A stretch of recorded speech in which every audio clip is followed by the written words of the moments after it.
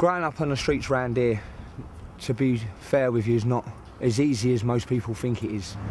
You know, you have certain areas, such as the one behind me, which is the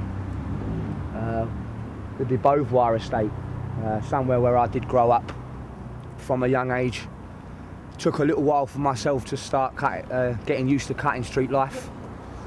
You know, certain times you don't want no part of no trouble. You don't want to get involved with any of these gangs and having to, what's the word that I'm looking for? Trying to find yourself a reputation with amongst your friends, street cred as they would call it now. Having to defend for yourself on these streets could mean doing a lot of things. Could be by stealing cars, selling them on as ringers or as scrap, having to rob people, or even having to cut and sell drugs, which is one of the main things that happens around here. Everyone around here is either doing one of those three things, and it's not as if that it's not natural no more. It is natural for these kids to be doing this sort of thing around here. You know, they don't know anything else, they don't know no different.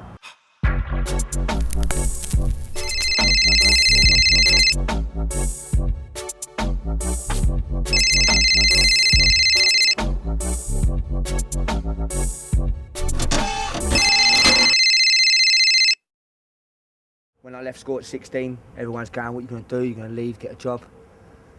And I thought to myself, why should I be like everyone else and get a job?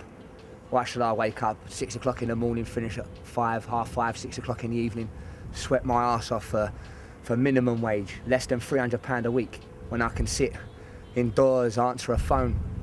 The way I looked at it, it was a score a go. Every phone call I earned a score out of it. Get 10 phone calls, I've earned myself a bottle. Easy. 3-4 grand in a week, if I was lucky, depending. Being as fortunate as that don't last for long. You know, people say that you should cut. You should stop while you're ahead, I suppose. Some people don't, like myself, got greedy. Until the day that it was my 18th birthday.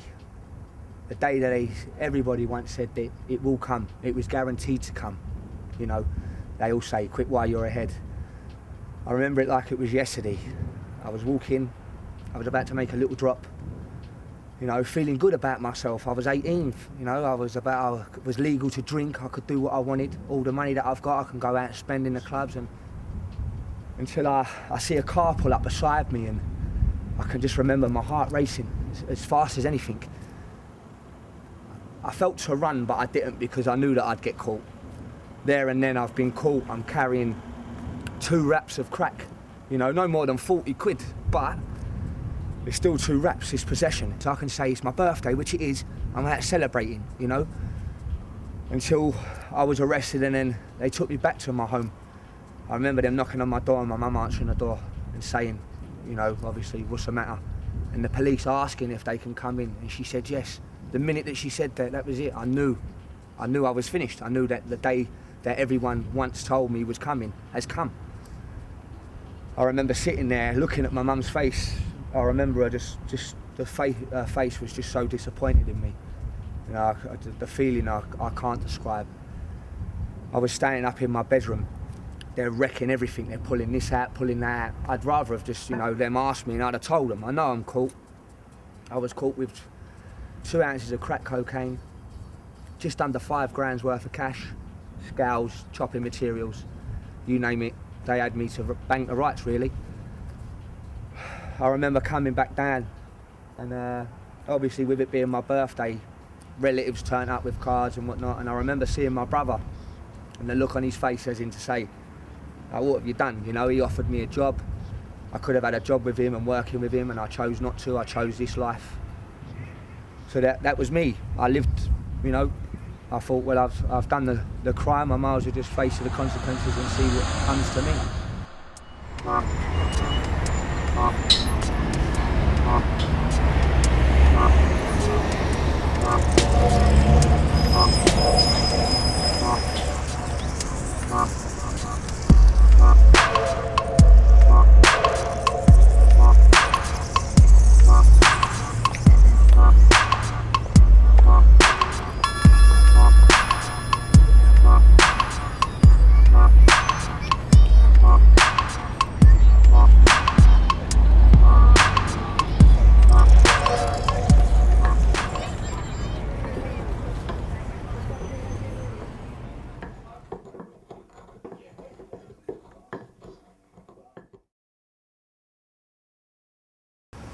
I come out of my house with a bag. I was going to stay at a friend's house just to lay low for a while. Phone was switched off, no deals going. As I'm walking down the road, I can see a car pull up beside me. I'm thinking, is it old Bill? Is it going to be CID? You know, what do they want from me now? I'm not carrying nothing, I've only got a bag of clothes on me. As I look round, 4 guys get out, all hooded. I could hardly see any of them. Next thing I know, I'm bundled in the back of this car. And all I can hear is the engine racing down the road. Next thing I know, they're grabbing clothes, they're feeling for my pockets, they're grabbing everywhere to see if I'm carrying anything. Next thing I know, they've pulled up, they've literally taken the clothes off my back. But there was a moment where I thought I was not getting out of here. They weren't going to let me go. It wasn't as if that it was, oh, you've got nothing on you, be on your way.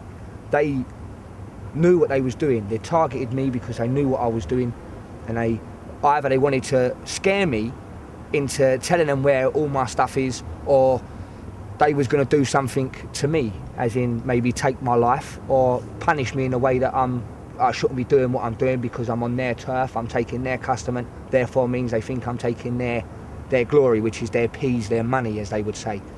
There was an opening, the door was open, the latch, the lock, it was open, and I pulled the door and I run. I remember running down Cambridge Heath Road in Hackney, you know, with a pair of socks and a pair of boxer shorts on, just running for my life, thinking, you know, let's just get somewhere safe where they're not going to see me. Nobody thinks twice. The first place everyone thinks to is their home. There's no place safer than your home. You know that you're comfortable with your surroundings, you've got your mum and your dad there. So that was the first place that I run to. But then when I got to my home, it also dawned on me that could have been the little turning point of that door being opened. They wanted me to get out, for therefore means because when I turned up at my front door, they're there. The minute I opened the front door, they came in with me. I was lucky, I'd say. My parents were there, but it wasn't the sort of thing that I would want anyone, not even myself, my worst enemy, especially not my mum, to have to go through. 4 big guys, 4 big black guys running into my mum's house. All I remember them is punching my mum to the floor, grabbing what they could, and all I remember them saying was, go and get your money, go and get your money, I want your stuff, I want your stuff. Thankfully enough that my mum's still quite a strong person, you know. She isn't the youngest woman in the world, but age didn't become of her this day. She showed more strength than anyone I've ever seen, and she managed to get a couple of the boys off of her and get them out onto the street. Now we're on the street by my door, people can see in, and people know what I've been doing. They've seen the police cars pull up enough times, and it just goes to show that when people know it's about drugs, they don't want to get involved. You know, my mum's a decent person, and she's never done any wrong to anyone, not like selling drugs or anything like that. All she done was stood by me. And I've had these people run into my house, they grabbed a bag of my mum's, and, you know, luckily enough they didn't get away with any of my goods. But then, is that really lucky? You know, I've got to live now with the guilt of seeing that the look on my mum's face when 4 guys come into her house that she's never seen before. She don't know what they're carrying, what they're here for. I do. I know why they came, and I know what they wanted. And like an idiot, I still go around doing the same thing.